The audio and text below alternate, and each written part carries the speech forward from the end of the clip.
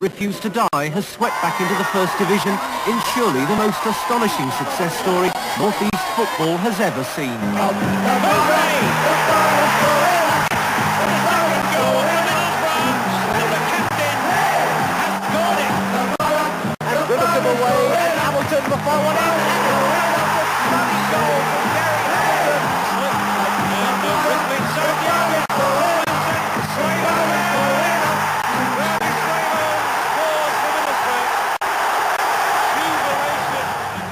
On Tuesday, Middlesbrough set off on what's becoming an annual event, a civic reception. 12 months ago, it was recognition for immediate escape from the Third Division. This year, their achievement was even greater. The fans were falling over themselves to salute a side whose indestructible spirit had won admiration far beyond Teesside. Now they could shout from the rooftops about the team who'd restored a town's football pride. There's nothing flash about these young men. They were overwhelmed by the whole town's response. I'm pleased that we can make people happy. I think that's another part of life, isn't it? That you can achieve success, and in the process of doing it, you make a lot of people proud and feel happy. And because of all the problems here on Teesside and the North East in particular over the past few years, we've generated a lot of enthusiasm, and hopefully they can forget about one or two of their worries for a short time. The only worry Bruce's team had was actually getting to the town hall. The coach couldn't make it any further, but skipper Tony Mowbray has led his troops through a 2-year battle for the top, and nothing could stop them savouring these moments. The Mayor of Middlesbrough, Councillor Brian Lonsborough, welcomed every player, but the fans weren't going to let their heroes disappear yet. Bruce Rioch led his men out to take another bow, the Messiah who led the borough out of the soccer wilderness. It was a special day for every Teessider. It's brilliant to turn on the corner there at the Cleveland Centre and see the thousands and thousands of people just standing, the colour everywhere, the red and white. And to see like granddads and grandmas and little kids in pushchairs, you know, not just teenage lads, it was fantastic. Everybody showed the passion for the area and the club. Brilliant. Some Borough fans nearly went too far. The players had climbed a few heights this season, but had they really believed they could go straight through to the first? No, I didn't. I believed we maybe about halfway. Having such a young team, they'd only been together for a year. We've done superb, you know, it's like a dream. Now the thousands who brought the town centre to a standstill can look forward next season to Liverpool and Manchester United, not to mention Newcastle. But less than 2 years ago, they feared they'd never even see Third Division football. Ellison Park, the ground once graced by stars like Wilf Manny and George Hardwick and Graham Souness, was under siege, with no way in and seemingly no way out of the financial crisis. You couldn't get a season ticket, there weren't any, and though the fans rallied to the cause, what could they do in the face of debts running to £1.5 million? The players' preparation went on unhindered thanks to the generosity of local clubs like Billingham Synthonia. Borough's own Hutton Road training ground was firmly padlocked. Deadline after deadline passed. The programmes for the opening game against Port Vale rolled off the press with no team information. Then suddenly, the club hauled itself back from the brink. The consortium of businessmen headed by ICI Director Colin Henderson announced the Football League had accepted a rescue package. Survival, though, still wasn't certain as skipper Tony Mowbray led his side out at Hartlepool's Victoria ground, Borough's temporary home while legal wranglings continued.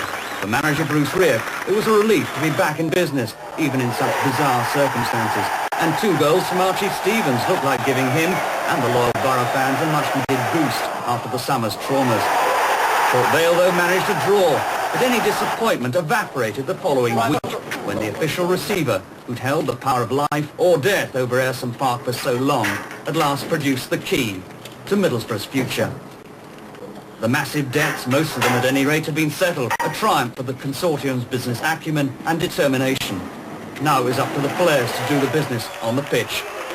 Ironically, it was Hartlepool, the opening day's landlords, who provided the opposition for Borough's official homecoming in the second leg of the Littlewoods Cup tie. Nearly 8,000 turned up for the party, and they soon had evidence of their side's youthful promise when teenage winger Stuart Ripley cracked in an unstoppable first goal. Gary Hamilton guaranteed Borough's passage into the second round. At least Bruce Rioch had something to build on. And although we trained yesterday on the pitch for about 40 minutes, the first day was today, and it's a matter of mobilising the troops again, and it'll take some time for the football club to get back to normality.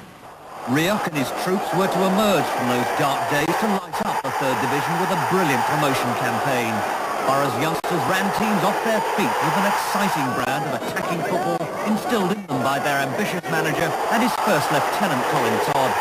Mere survival was forgotten as the march back to Division 2 became the priority. And when Boro took a point from their final battle against Wigan, that dream became reality. But even as Ayresome Park celebrated a triumph few would have dared predict just 9 months before, the club's top brass were already planning the strategy for their next conquest. I think the club's geared for success, right from the boardroom, right down to the tea lady. And we'll approach next season with a positive attitude, and if we can get into winning ways, then there's no reason why we can't take the second division by storm, maybe.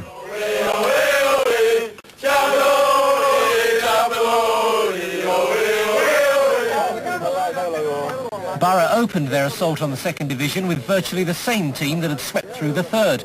£25,000 bargain Dean Glover from Aston Villa was the only addition to a side facing up realistically to a whole new challenge.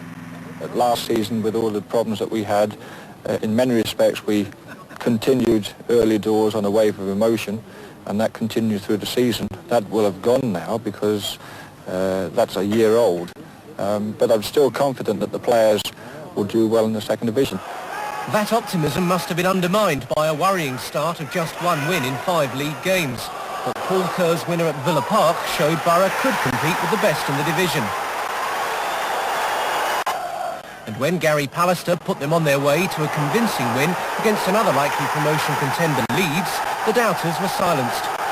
2 months into the season, Boro were firmly established in the promotion pack, mainly thanks to a purple scoring patch from the man who terrorised defences ever since he'd arrived at Ayresome Park. I got 2 hat-tricks in a month, I believe, and that was tremendous. But I knew that the goals would dry up, and I was set up for that. But the goals came back at the right time, the end of the season, when it mattered. Slaven was to finish top scorer in both Boro's successful promotion campaigns, and he's confident of continuing his prolific exploits against the country's best defenders next season. I believe I'll score a few in the first. I don't know how many, but I'll score a few anyway. I'll always chip in with a few goals. Away form is the true test of any club's ambitions, and when Boro underlined their promotion credentials with a magnificent 14-match unbeaten run before Christmas, determined performances away from Ayresome Park were the cornerstone. Their miserly defence conceded just 6 goals in that time as Rioch's men capped an astonishing 1987 by reaching the very summit of Division 2. And they showed their resolve to stay on top when Gary Hamilton's goal set up victory in their last home game before Christmas.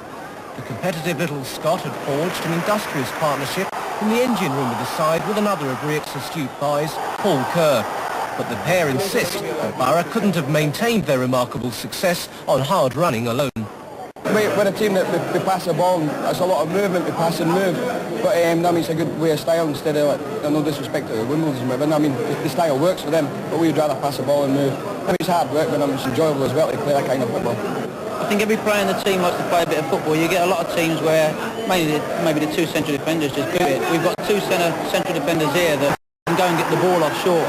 So everybody in the team's comfortable on the ball, and it's we've got a great team pattern and we all stick to it. Bruce has drummed it in the way we play, and it sticks. And if you go off the script, you're back on the training field working at it. You don't have to be young to stick to it, really. We just listen to the manager. So, there's a bit of space there. Now, Paul's for a good cross. He's got it as well, and it's a good header there. And Dave Watson.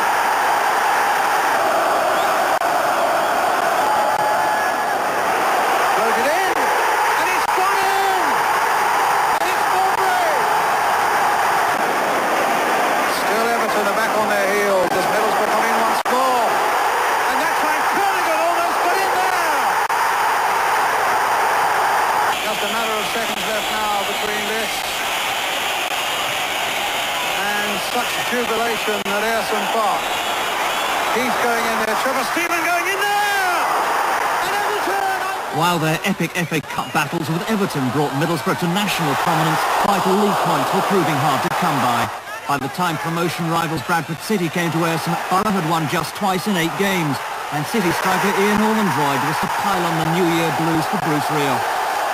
Ormondroyd's second after a fine run by John Hendry sent Boro down to 5th in the table, their lowest position since mid-October. During this shaky start to 88, Middlesbrough reserved their Sunday best for big occasions. ITV's Big Match Live was at Ayresome Park in mid-February for the second division's game of the season, Boro against Aston Villa. This Tony Daly goal kept Villa in the lead until 10 minutes from time.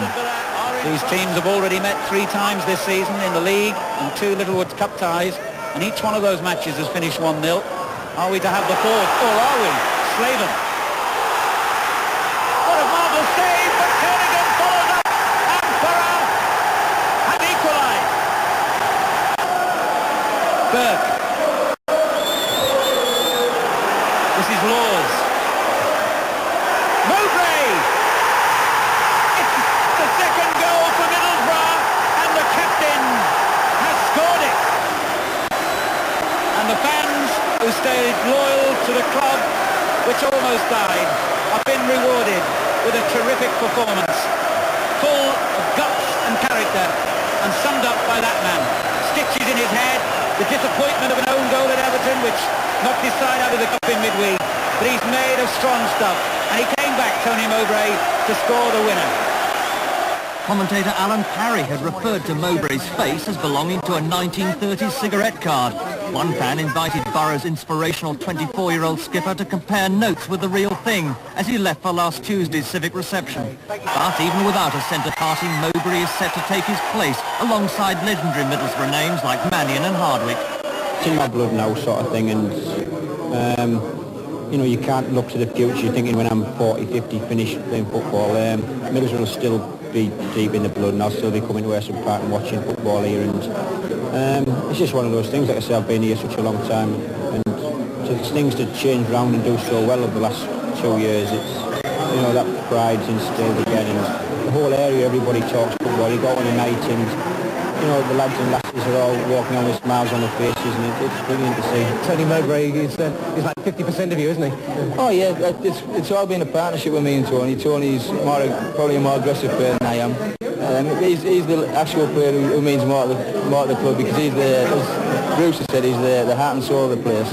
He's a great leader, a great lad to know off the field, and he's been at this club 10 years, so he deserves every bit of success he's getting. Such are Mowbray's leadership qualities, his manager went on record as saying he'd follow him to the moon. It's a sincere tribute, but Tony's had to take some stick from his teammates. I said in the local press, I mean, the lads played a lot of practical jokes and things like that about that, and every little bit of stick I get seems to be about going to the moon, and the jokes now, I mean, everybody says, oh, you'll be over the moon, and then they realise the pun afterwards, sort of thing. And so I'll, you know, take a long time for that to die down, I think. While Mowbray was off to the moon, his defensive other half, Gary Pallister, was about to see his own career take off. A cup goal at Sutton was the start of a memorable new year. Pallister's goal! But Pallister only became a Boro player thanks to Stockton businessman Dick Corden. Willie Madron had spotted the young centre-half playing for Billingham Town, but couldn't afford his wages. He said, this guy will go all the way. He said he's got everything. I mean, obviously I couldn't see it at the time, but I'm an expert, he is, and I said, well, he said, but there's no money in the club.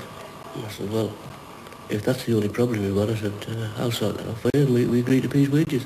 The investment finally brought an international dividend when Pallister made his England debut in Hungary. He nearly scored as well, with his naturally relaxed style immediately impressing. But this sudden impact at the highest level was to bring pressures he never expected. Things were starting to get me because they were talking about big transfer fees. And obviously that doesn't settle you, because after 3 years, you know, it was only a short space of time, and I couldn't believe they were talking like $1 million or whatever. So I think that did start to get me, and I played a couple of bad games. But eventually I sat down and had a talk with Bruce, and we managed to put things right, and I eventually got back to playing at my best. Pallister's best has alerted other managers apart from Bobby Robson, but now Boro too can offer the attraction of First Division football. It's been a great 2 year, the promotion from the third and the promotion from the second. As long as I'm happy with the club are happy with me, there's no reason why I should want to move. So that's the message to the fans that turned out today. Forget Liverpool, I'm with the Boro. I'm with the Boro, yeah. Proof that Bruce Rioch intended to buy talent when necessary, not sell it, came in March when Trevor Senior moved from Watford. Up to then, Rioch's spending power had been extremely limited, but the £200,000 signing of a proven goalscorer was a sure indication that the club had turned the corner financially.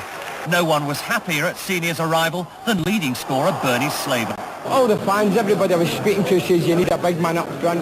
And then we got Trevor, and since Trevor came, I've scored maybe 5 in the last 8 games. So great, he's helped me tremendous. Following the relative slump in league fortunes during January and February, Boro then embarked on a 7-match unbeaten run, including this 2-0 win over bottom club Huddersfield. Dean Glover set them on the way with a penalty, and a moment of opportunism from Paul Kerr early in the second half made 3 points certain. By the visit of Manchester City 4 weeks later, Boro were back in second place, 1 point behind Millwall. Stuart Ripley, revelling in his central striker's role, kept the momentum going when he latched onto a stray back pass. And when City's defence failed to clear a corner soon after the interval, Gary Hamilton took full advantage with a well-directed header. For the second year running, Boro's young Greys were coping manfully with the pressures of the promotion race. Under 21s had an outstanding season at left back, while Gary Parkinson on the right and Brian Laws, who'd overcome serious injury problems, took every opportunity to turn defence into attack. Behind them all was the player who could rightly claim to be king of the clean sheets, keeper Stephen Pears. In all, Pears kept the opposition scoreless 21 times in the league, a tribute to his reliability and consistency, even when things weren't going Boro's way. It's not just down to me, it's down to the 10 in front of me. Really, people just talk about back four, but you can't really say it's just the back four. It's the whole team, it's a team effort.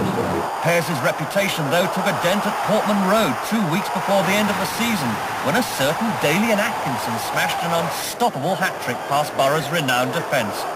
Ipswich went on to win 4-0, the heaviest defeat in Bruce Rioch's 2-year reign. The following Saturday against Plymouth, though, there was the perfect opportunity for the Boro players to get that shattering scoreline out of their system. Oh, that's a terrible mistake. And Ripley scores. A gift for Boro. He's still up there looking to get on the end of this one. And Cunningham challenging, and Cunningham scores. Cunningham was there, so too was Barker and Parkinson. And Brimacombe away, and Hamilton, the far one in, and Hamilton, that's a stunning goal from Gary Hamilton.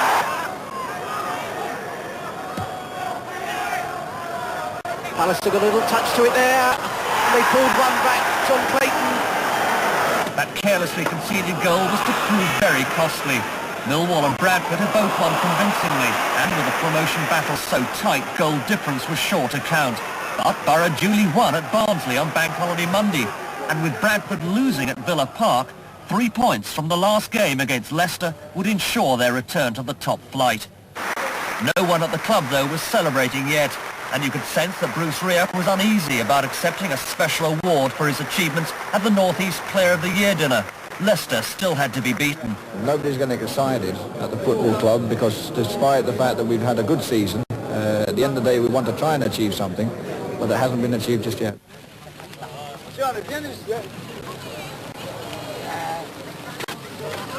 Rioch's caution was scarcely shared by the rest of Teesside. Tickets for the Leicester game were like gold dust. No one wanted to miss out on the big promotion party. Boro's best league crowd for more than 7 years, over 27,000 packed Ayresome Park, and had soon created a real carnival atmosphere. The stage was set for a memorable final performance. The trouble was, nobody had given Leicester a copy of the script. McAllister with a good run forward from midfield. This is Peter Weir. Little touch from McAllister, fell awkwardly, cross, and Peter Weir has scored for Leicester City. That's a body blow for Middlesbrough.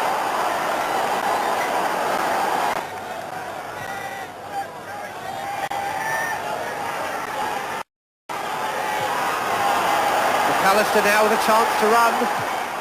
McAllister, a superb goal by Gary McAllister, and another disaster for Middlesbrough. The travelling Leicester fans celebrate there in the far corner, but the rest of Ayresome Park stunned into silence. Mowbray forward. Hamilton is onside. They've got extra men here. Slaven in the middle must score. Slaven has. Bernie Slaven pulls one back for Middlesbrough. Slaven's goal was too late. Boro had frozen, and their dejected players trooped off to learn they'd missed promotion by the narrowest possible margin. Villa had sneaked in simply because they'd scored more goals. Boro were condemned to the agony of the playoffs. It was time for the General to rally his men. They've had more disappointments, minor, major disappointments in the past 2 years than some players have in a whole career. And they've battled through that, you know, David, and they've got great character. I mean, I've been delighted, really delighted, and go on record as saying that with the efforts of the players over the past 2 seasons. They've been absolutely magnificent. And today, some of the lads run themselves into the ground. And most of them run themselves into the ground for the cause of Middlesbrough, and they've been brilliant. And I've just said we'll all be disappointed this weekend, bitterly disappointed. The players, all the members of the staff of the club, supporters, and other people living far away. But when they come in on Monday, they come in ready for work. He sort of comes up with speeches every now and then that are like a Winston Churchill speech sort of thing. You know, your hair stands up on the back of your neck and the lump comes in your throat. You think, right, this is it. We're going to make sure we get it right. You know, and sometimes you go out to play a game and you're going out fever pitch. You know, I mean, they shall not pass sort of thing. So I mean, he hits the nail, you know, hits the nail right on the head sometimes. And for getting the lads going is fantastic. A high noon shootout with Bradford City in front of a hostile Valley Parade crowd was Boro's daunting introduction to the playoffs. But Rioch's famous powers of motivation had instilled in his men a steely resolve to forget the Leicester debacle. With the playoffs over 2 legs, Boro at least had time to get the promotion bandwagon back on the rails. At Valley Parade, Carl Goddard finally broke their stubborn resistance. But within seconds, they'd again shown their remarkable spirit when Trevor Senior repaid a slice of his transfer fee with an instinctive header. Not even a controversial winner from City skipper Stuart McCall could shake the players' belief that they could finish the job at home, though not all had enjoyed their first taste of playoff football.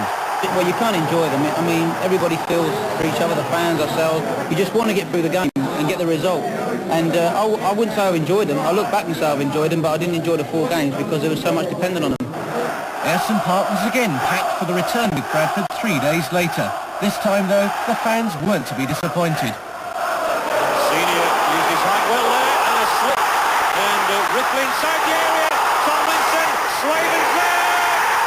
Bernie Slaven scores for Middlesbrough. Cooper's cross. Oh, and Sinnott's missed it. There's a real chance here for Hamilton. It had been one of North East football's great nights. Boro were in the final of the playoffs, and no one who'd witnessed these emotional scenes could doubt they really were destined to go all the way. Chelsea, fighting for their First Division lives, were all that barred Boro's path back to the top flight. They demolished Blackburn in their playoff, but Boro were not to be denied now. They successfully defended a 2-goal lead from the first leg at home, though their travelling fans were more concerned with protecting themselves against the worst excesses of Stamford Bridge's infamous hooligan army. But not even these disgraceful scenes could mar the historic day. Boro were back, and for Rioch and his team, it was a moment to savour. He is, I believe, a brilliant man-manager. I think he's obviously got all the business qualities that are needed to be a manager of a football club. He's a motivator. He's got a caring attitude for his players, and he just develops relationships with people and brings out the best in them. Looking back, I mean, talking to local pressmen, and they were saying it's probably the most historic season ever in Middlesbrough Football Club's history, I think. And that little twist at the end with the playoffs and everything's just made it a bit more exciting and a bit more sweeter really at the end. Not that the last chapter of the story has been written yet. Boro's young team will step into Division 1 without fear. They've already earned the respect of the country's top clubs, who form a powerful welcoming committee next season. I think Bruce and Colin have been around a bit and they know what the First Division is all about. It's just getting it through to the players. They've got a lot of young players, but who hasn't? We've got a few young ones ourselves, and we've got over it. So I can't see any reason why they can't. They play the type of football that will attract people. They like to attack. score a few goals and don't concede many, which is very important in the First Division. The first get about 6 outstanding teams, the rest are like mediocre teams, and we've been together now 2 years, and I think we'll do well. People laughed 2 years ago if you'd have said we'd be in the First Division, coming into liquidation like we did. And who knows that in 2 years' time we might not be league champions, First Division. It might be laughable now, but we'll see in 2 years. Well, I'll be surprised if we don't win the league. I've had a few put on us, and probably the double. We are men of iron, we are men of steel, wrestle with the light. I'm going to show you what we mean. Red for melted iron, white hot melting steel, pounding down the line like a locomotive wheel.